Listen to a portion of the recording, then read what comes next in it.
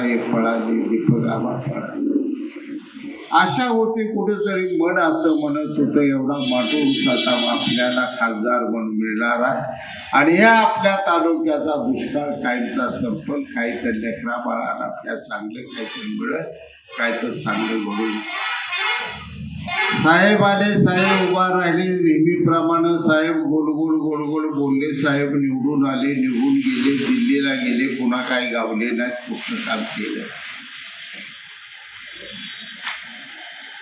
एकही प्रश्न या तालुक्यातला शरदचंद्र पवार साहेबांनी सोडवला नाही. एक प्रश्न सोडवला नाही.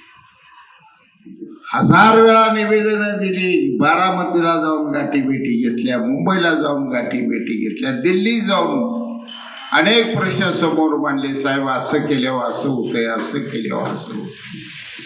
ते बघून घेऊ, करू, थोडं गणपतोडाही विचारावं. अहो कुणालाही विचारा, पण हे प्रश्न सोडव. एकही प्रश्न सोडला. विजयदादाला आपण निवडून दिले.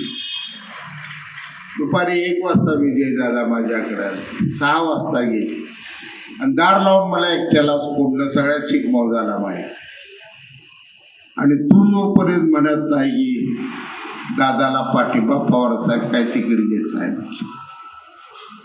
दिला दादाला पाठिंबा. सगळं मागचं विसरलो, सगळे पाठीवरचे घाव विसरलो, सगळ्या जखमा विसरलो.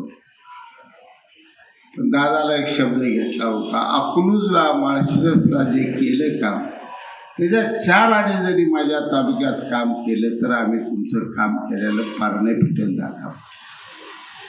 दादा आले, दादानी काहीच केलं नाही. दादा दिवा लावूनच गेले, हायमास्ट दिलं, निघून गेले. आता अंधारात कोण ठस काढणार होतं मला काही माहीत नाही, पण हायमास्ट मात्र प्रत्येक गावात एक दुसरी. हायमास्ट बारका नाव मोठं बाबा, हायमास्ट बारका, खालचं नाव पट्टी विजयसिंग मोहिते पाटील, मोठी लाट. आर त्याच्या आयला म्हटलं काय हायमास्ट घालायला. प्रश्न आता तुमच्या माझ्या समोर आहे. ज्या माणसाने सांगोला तालुक्याचं पाणी गेली 50 वर्ष अडवून धरलेलं आहे, जे आजही उद्या तुमच्या माझ्या पाण्याचे शत्रू म्हणून या ठिकाणी उभा राहणार आहे, त्यांना मत द्यायचं. आपल्याला पाणी आणून देणाऱ्या रणजितसिंह नाईक निंबाळकरांना मत द्यायचं. हा निर्णय तुम्ही घ्यायचा आहे मित्रांनो, तुमच्या हातात हा निर्णय आहे. आज जर भावनेच्या भरात चुकलो तर आपलं गणित सगळं चुकलं. एवढं सगळं सोन्यासारखं गेल्या 3 वर्षात मी दीपक आबानं पळून पळून काम केलं. म्हैसाळचं पाणी 2.25 TMC आणलंय, टेंबूचं पाणी 2 TMC आणलंय, उजनीचं पाणी 2 TMC आणलंय, निरा उजवा कालव्यात निरा देवधरचं रणजितसिंह नाईक निंबाळकरांनी 1 TMC पाणी आपल्याला जादा दिलं आणि ती 1 TMC पाणी एका वर्षात आल्यानंतर हा तुमचा सगळा कॅनॉल बाबा 12माही कॅनॉल होणार आहे. पुन्हा आमचं भिजायचं राहिलं म्हणाय तुम्ही आमच्याकडे येत नाही आणि तुम्हाला कुठला त्रास होत. मग हे प्रश्न तुमचे माझे सगळे सोडवायचे असतील तर उद्याचं मतदान हे अतिशय बुद्धिशाली. गावात पार्ट्या आहेत त्या मला माहीत आहे, त्या कधीच कुठलं सरळ गाव कुठली निवडणूक बिनविरोध केलेलं गाव आहे. भाकरी खाय नसली तरी जमिनीचा अर्धा एकर तुकडा एकल पण निवडणुकीचा अर्ज भरल. शाजी पाटील त्यातला आहे, तुम्ही बी त्यातलं जायचं. आपल्याला खरा खंड आहे ती राजकारणाचा खंड आहे. आपण काय संसार आहे खंडाची माणसं नाही.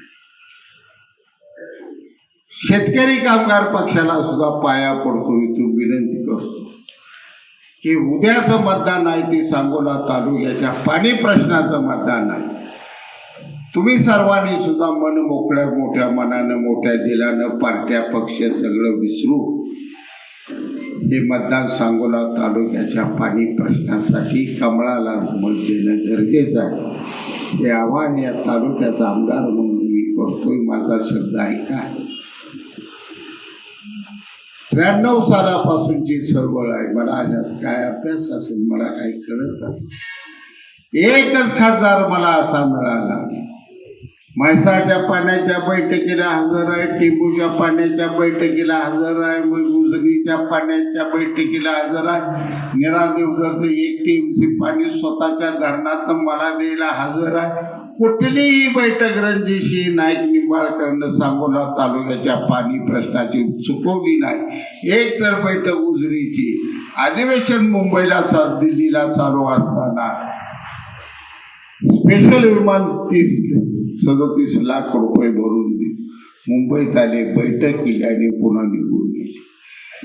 तर तुमच्याच तालुक्याच्या जनतेच्या पाण्याच्या प्रश्नासाठी अंतकरणापासून कळकळ करून धडपडणारा पडणारा हा तरुण तडफदार खासदार जर आपल्याला मिळालेला आहे, हे सगळं मार्गी उद्या 5 वर्षात आपल्याला लावायचं. रणजित दादाला तुम्ही संधी द्या. मी शब्द देतो तुम्हाला. आज प्रभू महाराजांच्या समाधीचं हे गाव आहे, पवित्र गाव आहे. मारुतीराय आहे, इथला सुद्धा नवसाला पावणारा मारुतीराय आहे. 2 वर्षात जर रणजितसिंह नाईक निंबाळकरांना खांद्याला खांदा लावून संपूर्ण सांगोला तालुक्यातल्या प्रत्येक गावात ऊसाचं मळ आणि ट्रका जर ऊस तुडीच्या लावणं तर राजाराम पाटलांना लावला दी नाही. माझी एवढा शब्द मी तुम्हाला देतो. पण तुम्ही सगळ्यांनी ह्या निवडणुकीला गंभीर घेतलं पाहिजे. पुन्हा रामानं रावण मारला, लंकेत मारला का? पत्रकार ऐकताय का? बाणानं मारला. रावण लंकेत मेला, त्याला त्याचा आत्मा पुन्हा भरकटत अक्रूजला येऊन पडला. आता कसं करायचं मला? तिकडं रावण जन्माला आले, आमच्या उरावर बसले. आता आमच्यात कोण राम आहे? आम्ही आपल्या पाया पडत बसूया. तरी रावण पुन्हा काही जन्माला घालू नका आणि आपल्या तालुक्याचं वाटोळ करू नका, एवढंच बोलतो आणि 2 शब्द संपवतो.